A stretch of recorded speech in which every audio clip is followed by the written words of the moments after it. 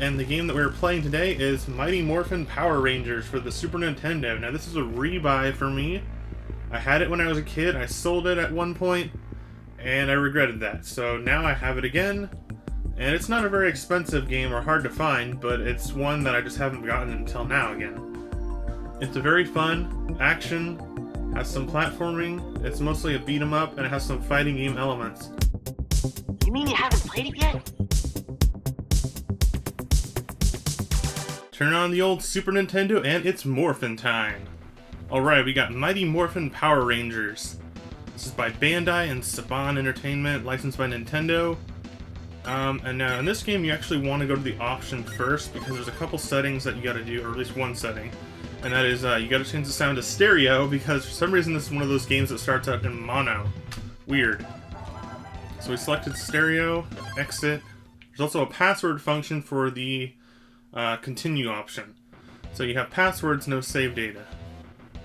Alright, let's get started. Power Rangers. I was a big fan of the Power Rangers as a kid.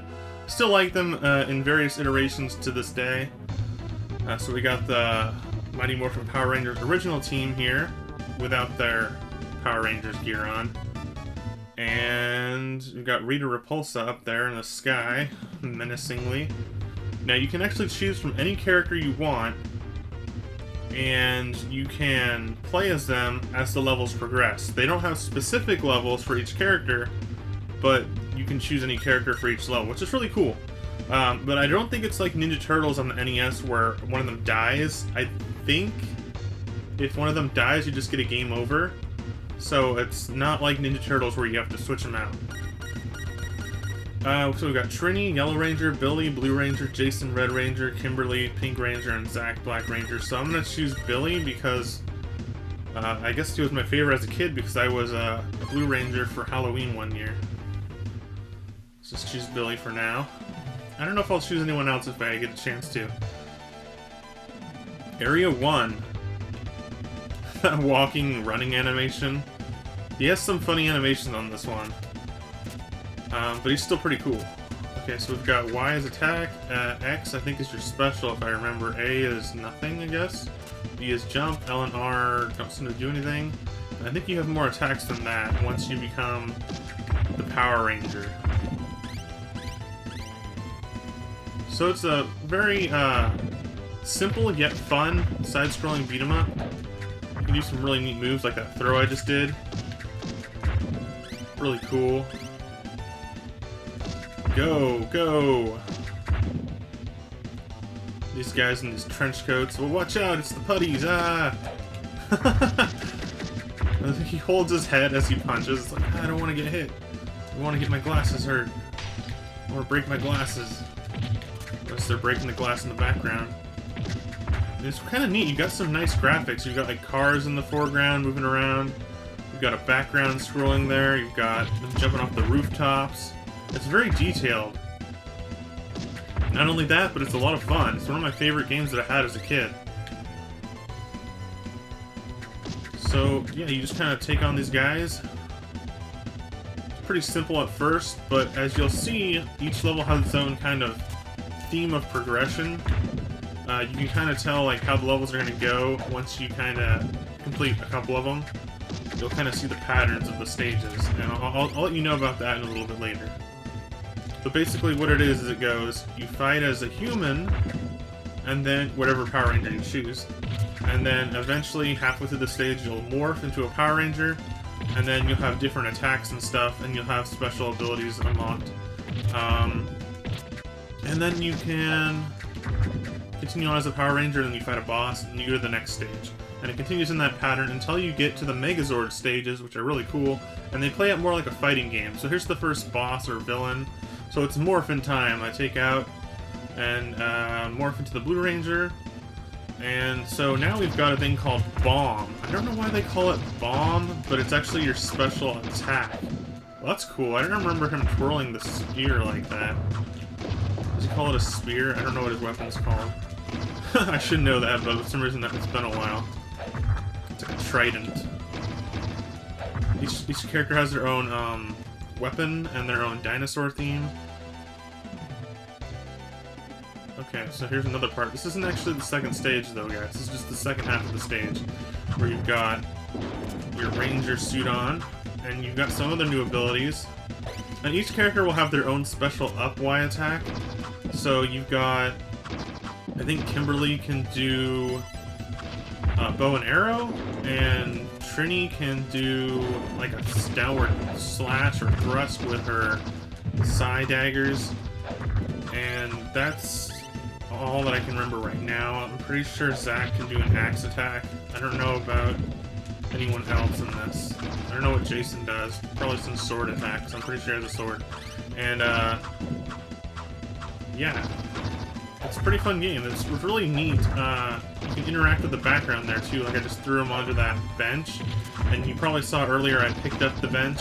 So there's some interaction with the environment and levels, too, which is really fun in beat-em-ups. It's always fun to have that sort of interaction on beat-em-ups. But you can't go forward and backwards. You just kind of crouch. So, there's no... It's not like 3D, or like, it doesn't give you any sense of it being anything other than a side-scroller. But that's a really cool scene there. Like, they come in and crash on that truck, and then they're just, boom, they're fighting in the level. It's really fast-paced, works really well. You can even destroy the truck. Like that. It's pretty crazy. Here's something right here, which is the health pack. Pick those up and get some more health. Pretty obvious what that does, but they're scattered throughout the levels. I think you can get 1 or 2 of them on each level. Usually just 1. I'm not sure about this first level, though. So I can break that car. I can break it even further if I wanted to. So I'll just do that right now, just to show you. There's no real point in doing that, but you can do it if you want. You should also be able to pick up these barrels. There we go. That's pretty good. Actually, I wasn't sure how I was going to do that, but I just kind of did it. I used to just do it by pressing the attack button, which is Y.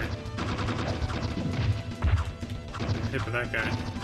And of course, on the HUD, your life meter is there in the bottom. It's a very small HUD, which is nice because it doesn't take up hardly anything on the screen. And then you've got your lives, which I have 2, and then I have a bomb, which is once again your special attack, which, in my opinion, it's always best to save the special attacks for the boss fights, because the boss fights are the hardest part of the game. So you want to have that advantage to use a special attack on the boss, and wow. Just doing some combos poking me there. We're going to use it on it in a little bit, but I want to get to a certain portion of this boss fight, because they're multi-layered, they have different phases in the boss fight. You'll know when they come up. Their attack patterns will change. It's kind of like a Castlevania, the way it works. I'm gonna use it now. Special attack. I got some ice falling down. Triceratops. I'm probably gonna die on this though because this is hard.